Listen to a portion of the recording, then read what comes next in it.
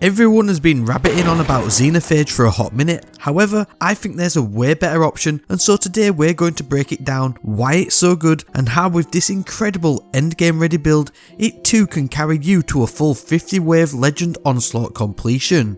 I have recently just used this loadout to literally get my first ever Legend Onslaught completion and get the shiny brand new emblem for doing that, and honestly this build, this whole setup made it an absolute cakewalk. Now once you use it for yourself, then I think you'll agree that this build literally has everything and it's just absolutely perfect for the Onslaught playlist. So first let's talk about the base loadout synergy, and the main thing that's got me going with this little build and why I've picked this little setup is because of what is generally required in the Legend playlist, and that's because you're going to be seeing a ton of champions. Now the main ones that cause a lot of grief are the Unstoppable and the Barrier champions, and the main weapons that I see a lot of people using are the Warden's Law for the Unstoppable hand cannon. Now I've got a 4 times the charm with Frenzy. You can obviously get a Vorpal instead of that Frenzy for an extra 5% damage boost, going from 15 which is Frenzy up to 20% which is Vorpal weapon, but for me it doesn't really matter. Frenzy is pretty much going to be always active with that one, and that's going to sort out your Unstoppable champions. But the main one that I saw was the Indebted Kindness. Now this is the rocket assisted frame sidearm from the Warlord's Ruin dungeon. I've got a pretty decent roll with Vault Shot. It does absolutely cook enemies, I'm not gonna lie. I know a lot of people keep going for Lead from Gold, which again, if you've got a Lead from Gold Vault Shot version, then that's also gonna do bits in this build. But the main thing that got me going and why I leaned away from Xenophage is because the Indebted Kindness is an arc sidearm,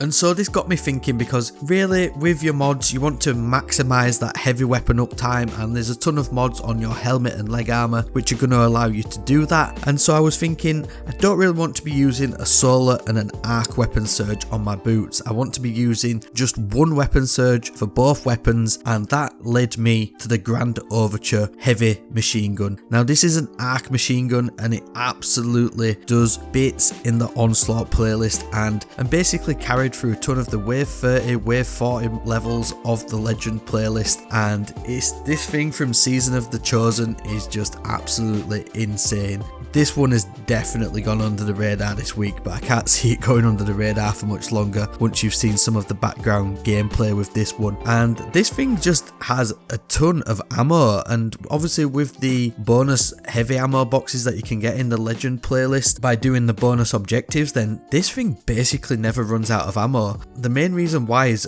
obviously it has a 20 round magazine. Now that's the base magazine size of this weapon, and that leans into the Wrath of the Colossus, which means this is a heavy slug launcher that charges and then fires full auto whilst the trigger is held. And as you can see, I've basically been using it as a primary weapon at this point. But the main thing that's going for this one, and the ammo economy is just absolutely through the roof, is because of the Omega Strike perk. Now basically once you land a hit with Grand Overture, then it loads a missile into the weapon. Don't know where it loads it from, but essentially this is free ammo, and that can stack up to 20 times. And then all you need to do to use that Omega Strike, the missiles loaded perk, is hold to reload. You'll do a quick fancy reload with the Grand Overture, and then essentially if you've built up to that 20 times stack, you've essentially got 20 missiles for free. So you are realistically doubling the magazine size of this weapon, and if you're going to use them, then they're going to absolutely melt champions.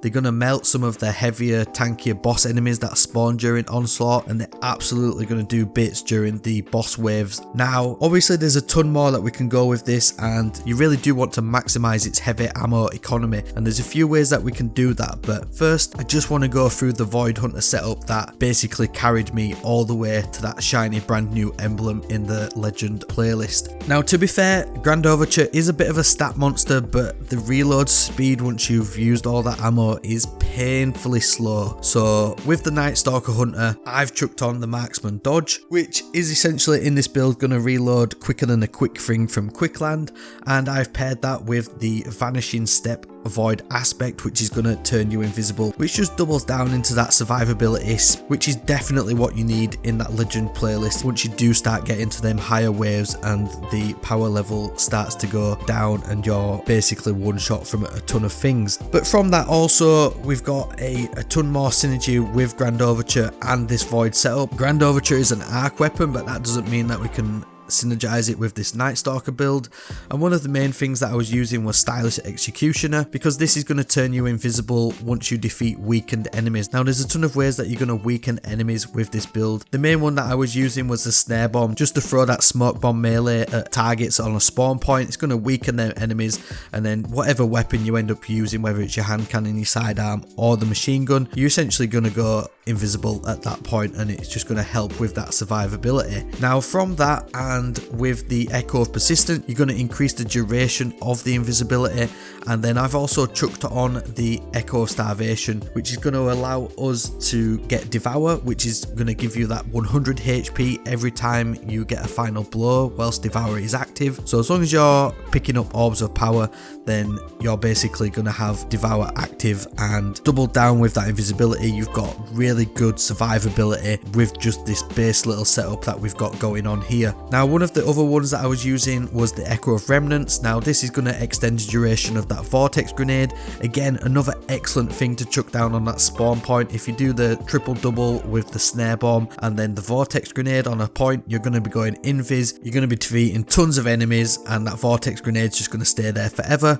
And as you'll see in a moment, we're also going to be creating a ton of Orbs of Power from the Firepower mod on your arms. Now the final fragment that I put up in this build was the Echo of Reprisal. Now this is going to give us that super energy back, and it's absolutely vital in this build. It is probably a little bit overkill, but to be fair, that's what we want. We want to make sure that we are overkilling everything so that literally nothing stands a chance. Now this is going to give us a little bit of extra super energy on final blows when you're surrounded by combatants. The Onslaught playlist is a horde mode, you're always going to be surrounded by combatants, but then that leans into our Deadfall super, which is the main thing that we're going to be using with this build. Now we're going to have these in most scenarios back to back, and you've probably seen some of them in the gameplay. Before my last tether's even finished, I've got another tether ready to go, and it's all a case of just reading them spawns, putting them down just where the enemies are spawning in, and letting them feed into it, and you're just going to take them out with the Echo of Reprisal. You're going to be getting bonus super energy. Everything's weakened, and it's a 30% debuff with this tether as well. So remember, you're going to be doing a truckload more damage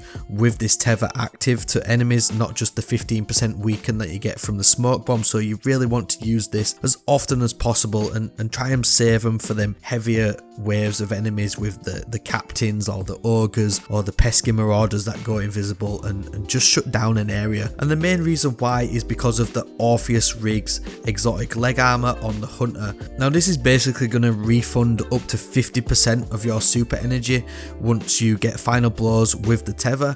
Now it does actually creep up over that 50%, and you can see in the footage that it does do that, but the returns are diminishing at that point once you get over 50%, and you're going to get up to 50% nearly instantly by using Orpheus Riggs. So then you've only got half a super to cool down, and if you're in a fire team, you're picking up other Orbs of Power, you're creating Orbs of Power yourself from your grenades and from your arc siphon on your helmet. With the Echo of Reprisal, it's all just tying into getting that Orpheus Rig and your tether back as quickly as possible so that you can do these back-to-back supers as you've been seeing. Now the Orpheus Rig's, another thing that goes a little bit under the radar with this, is it doesn't just provide super energy, it actually provides energy to all of your abilities, so your grenade, your melee and your class ability, and that really does go large with this build and just adds into the survivability that you can do. You can shut down one area, chuck a smoke bomb somewhere else, chuck a grenade somewhere else, go invis, do whatever you want basically, and you have got maximum survivability at the click of your fingers with this setup. Now in terms of the mods, and the main ones that we want to go through is maximizing that ammo economy for the Grand Overture. Now the main ones that you want to use are the arc siphon on your leg armor. Now this is going to give you bonus ammo for your arc weapons. Obviously we've got the Indebted Kindness for the sidearm, and we've got the Grand Overture. Both of them are arc, they're both going to be getting bonus ammo on picking up special and heavy bricks. On your helmet you've got the heavy ammo finder, and this is just going to increase the amount of heavy ammo that potentially can drop from enemies. Now in terms of making Orbs of Power and to feed back into the arc weapon damage boost, then you're going to want to use Arc Siphon, and obviously Orbs of Power are going to grant you that super energy. We've also got Firepower on the arms, which is going to grant you Orbs of Power on grenade final blows, and just to build into getting that invis back on that dodge as quickly as possible, I've chucked in 2 bolstering detonation mods, which are going to give us a good chunk of class ability energy back when we're dealing damage with grenades. Devour is obviously as well going to give you grenade energy back if you're getting final blows whilst you've got Devour active, as well as giving you that nice HP bump. And all in all, you've just got an absolutely goated build here.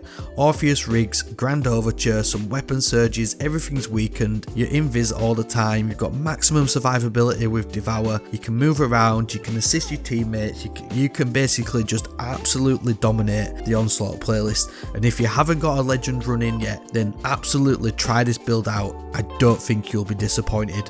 You all seem to enjoy these little more casual build breakdowns and my discussions into them, so I'm going to be definitely chucking a few more of these out in the coming weeks and months ahead. I do like these little, more casual chit chats with everybody and just going through everything and just talking Destiny. It's a good time, it's good fun. But there we go, I just wanted to do a little bit of a casual breakdown of a build, and I just wanted to run down what I did, how it worked, what I've been doing with it, and hopefully, just spread some knowledge to you guys, and hopefully you too can get your legend runs in. Like I said, this was an absolute cakewalk, but I hope you did enjoy this quick breakdown of what is essentially one of Destiny 2's most underrated heavy exotics at the minute. With that weapon surge in the Onslaught playlist, then this machine gun absolutely melts everything.